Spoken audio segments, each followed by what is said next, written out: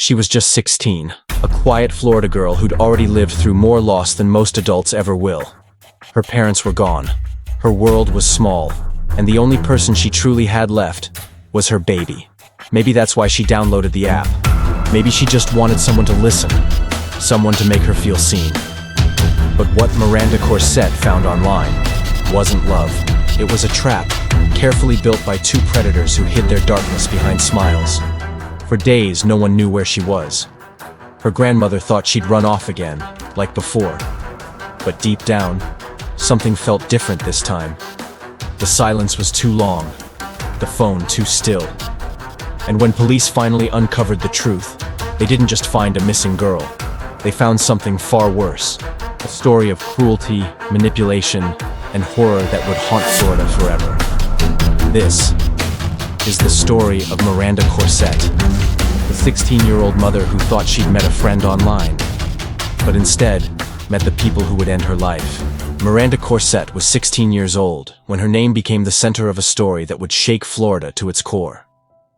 In the weeks before her disappearance, she was known mostly to neighbors as a quiet, polite girl. The kind who smiled shyly when spoken to, but rarely made eye contact for long. She lived with her grandmother in St. Petersburg, a small, single-story home tucked between aging palms and cracked pavement. It wasn't much, but it was safe. And for Miranda, who had already lost both her parents, that home was everything. Her grandmother, a woman in her 60s with tired eyes and a protective heart, had been caring for her since she was a child. She described Miranda as fragile but hopeful, a teenager who loved music, her baby boy, and the rare nights when life felt calm. But those moments were fleeting. Behind her smile, Miranda was fighting battles few people ever saw. Her parents' deaths had left scars that time hadn't healed. She struggled with depression, trust, and the kind of loneliness that can make a person reach out for warmth anywhere they can find it. By early February, Miranda had started talking to a man online, someone she believed saw her differently. His name was Stephen Gress, a 35-year-old man from the same city. He was older, confident, and in her eyes, kind. He told her she was mature for her age, that she deserved to be understood, that he could protect her. For a girl who had grown up surrounded by instability and grief, those words carried weight. They sounded like the love she'd been missing. But Stephen Gress was not who he pretended to be. He was a man with a long history of violence, manipulation, and control. Police would later uncover his record, past arrests, anger issues, and a disturbing pattern of exploiting younger women.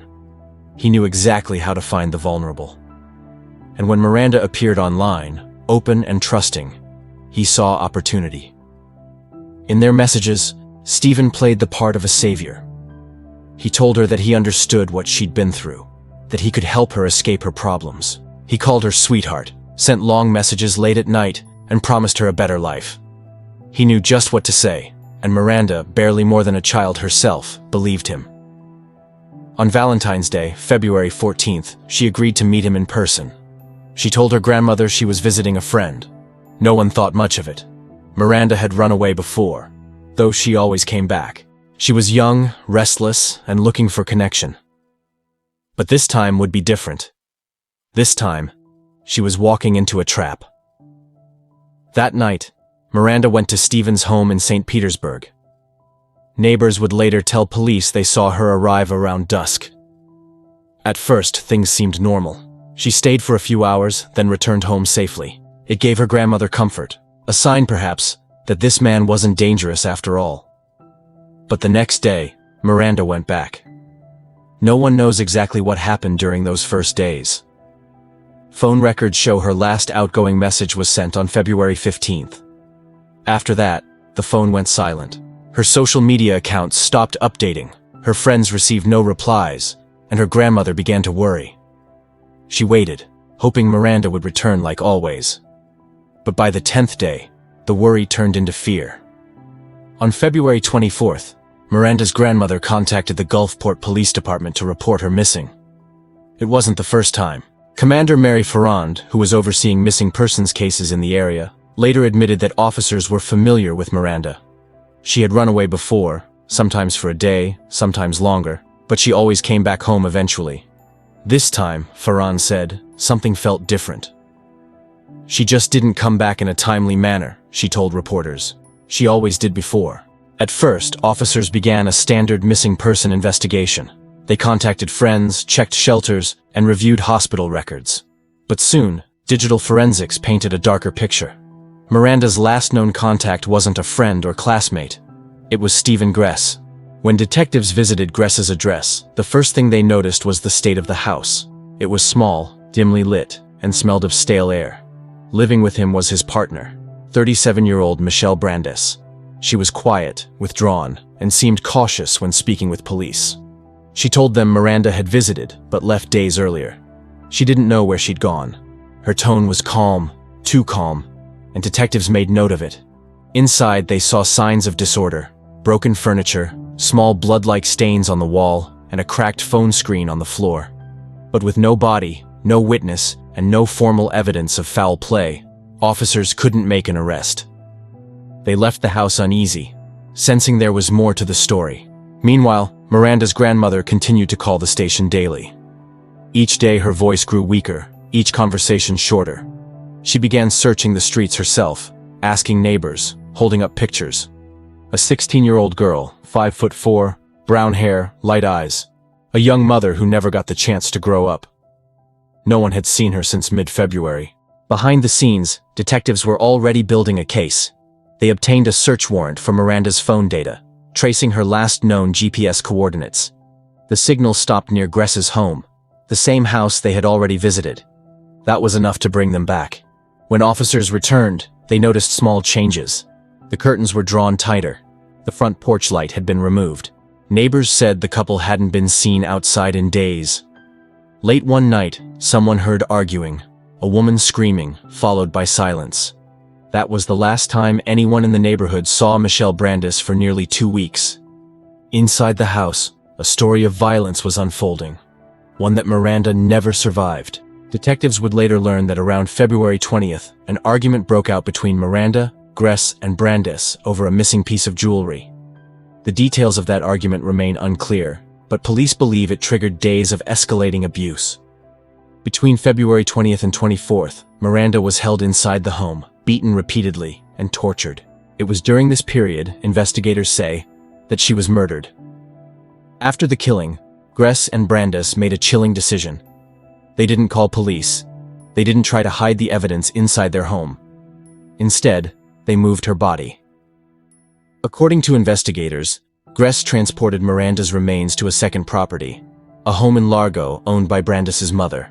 There, physical evidence later showed that Miranda had been dismembered. Detectives found traces of her DNA on tools and surfaces throughout the garage. Afterward, Gress allegedly drove the remains to Hillsborough County and left them in a dumpster.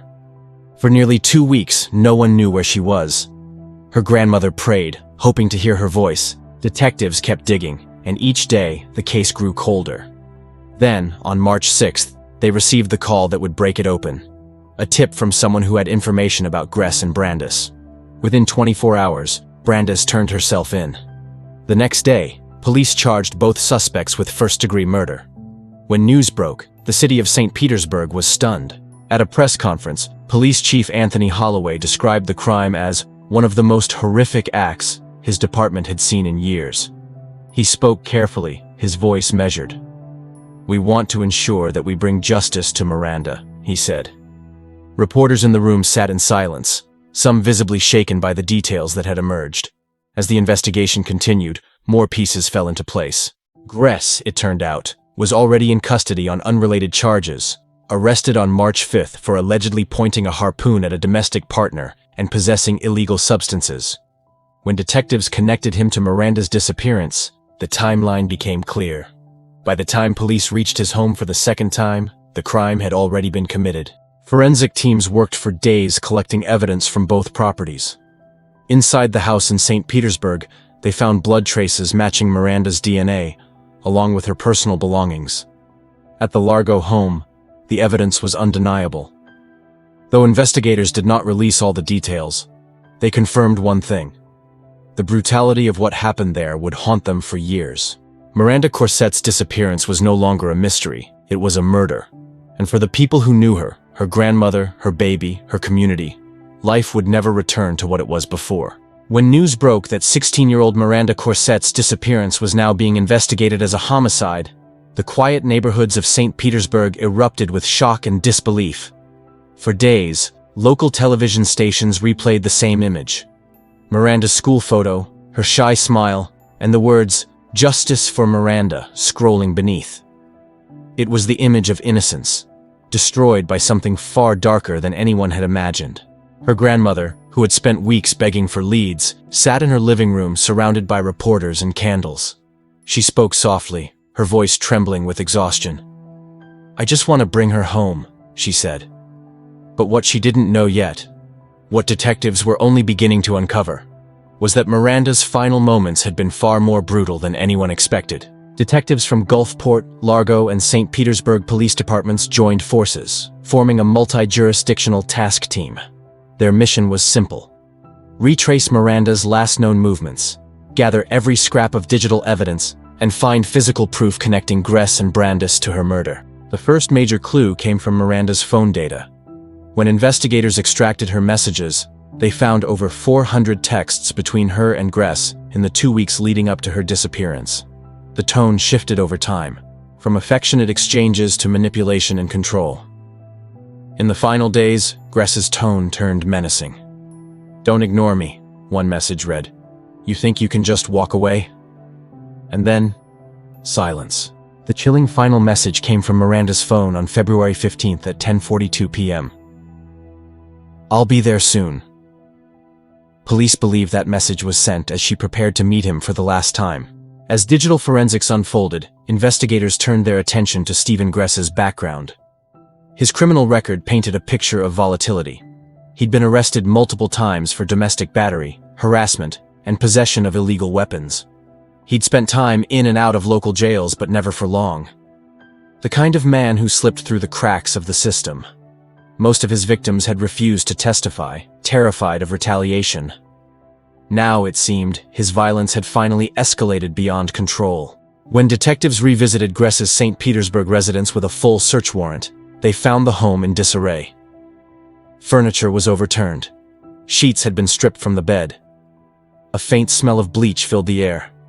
The unmistakable scent of someone trying to erase what could not be unseen.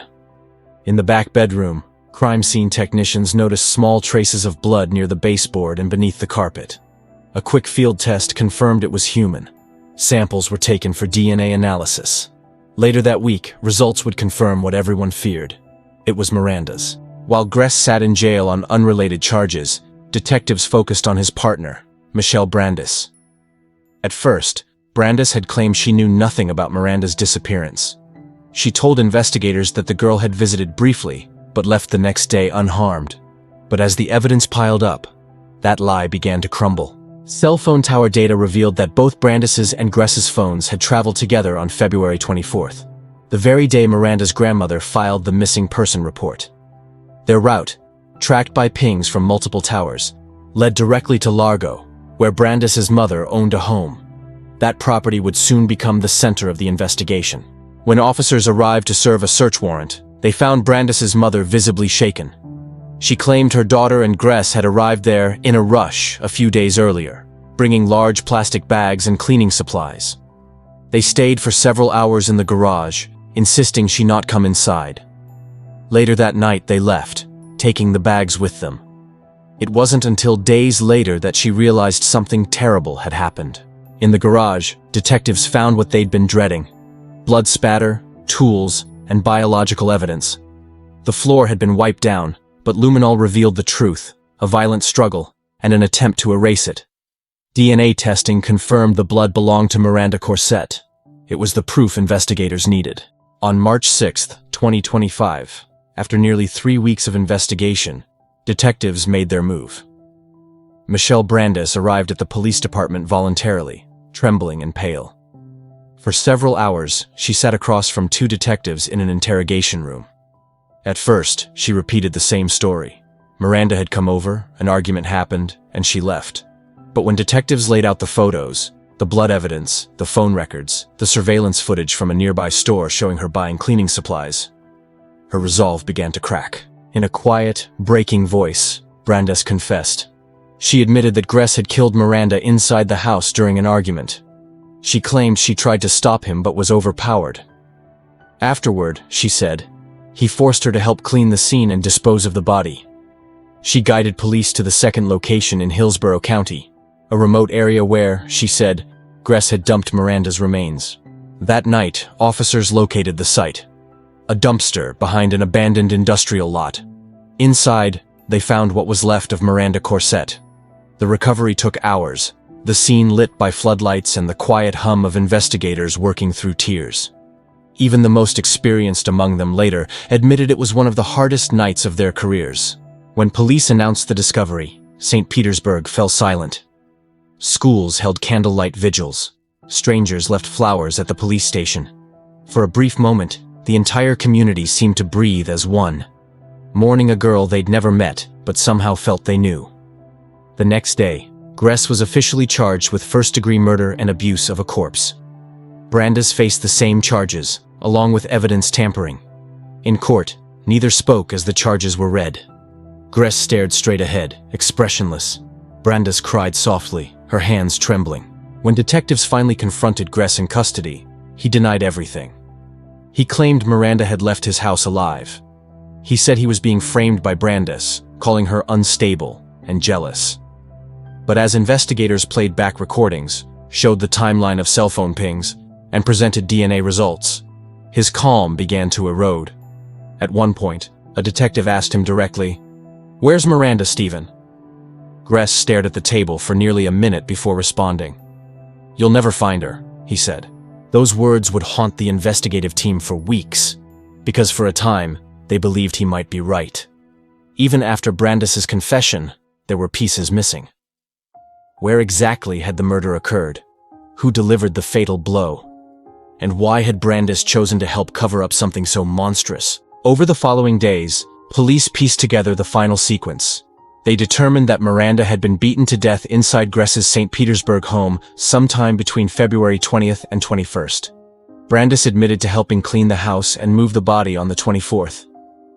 The pair drove to the Largo property, where Gress mutilated the remains in an attempt to prevent identification. Then, they discarded the body roughly 40 minutes away. As details of the case emerged, public anger turned to outrage. Parents questioned how a man like Gress, with a violent past and a pattern of targeting young women, was still walking free. Local advocates called for tighter oversight of repeat domestic offenders. Community leaders demanded reforms in how police handle missing person cases involving at-risk youth. And through it all, Miranda's name became a symbol of vulnerability, of failure, and of the need for protection. Social media flooded with tributes. She was just a kid. We failed her. No one deserves to die like that. Her story resonated far beyond Florida, echoing across the country as yet another reminder of the dangers young girls face online and the predators who know exactly how to find them. By mid-March, both defendants made their first court appearance. The courtroom was packed. Journalists, family, and members of the public all gathered to see the faces behind the crime. The prosecution laid out its case. Forensic evidence, cell phone data, and Brandes's confession tied both suspects directly to Miranda's murder. The defense, meanwhile, tried to separate their clients, painting Brandes as a victim of coercion and Gress as mentally unstable. But the facts were hard to ignore. The judge denied bail. Both were ordered held at Pinellas County Jail pending trial. During that hearing, Miranda's grandmother sat quietly in the front row. Her eyes were fixed on Gress, but she said nothing. Afterward, she told reporters, "I don't hate them. I just hope they never hurt anyone again." It was a rare moment of grace amid unimaginable grief. As the legal process began, detectives continued to refine their case. They interviewed former partners of Gress, uncovering disturbing patterns of control and violence. One woman described him as charismatic at first, then terrifying.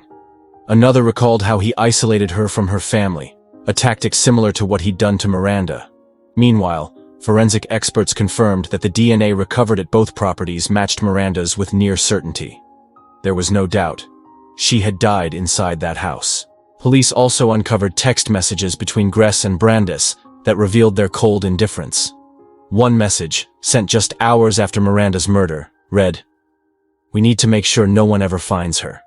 Another, from Brandes to Gress a day later, said simply, "It's done." The horror of those words, spoken so casually, would stay with investigators for the rest of their careers. By early April, prosecutors announced they would pursue life sentences without parole for both defendants. The case was now airtight, the evidence overwhelming. But for Miranda's family, justice felt hollow. Her grandmother told a reporter, "There's no sentence that brings her back. I just want people to remember who she was, not just how she died."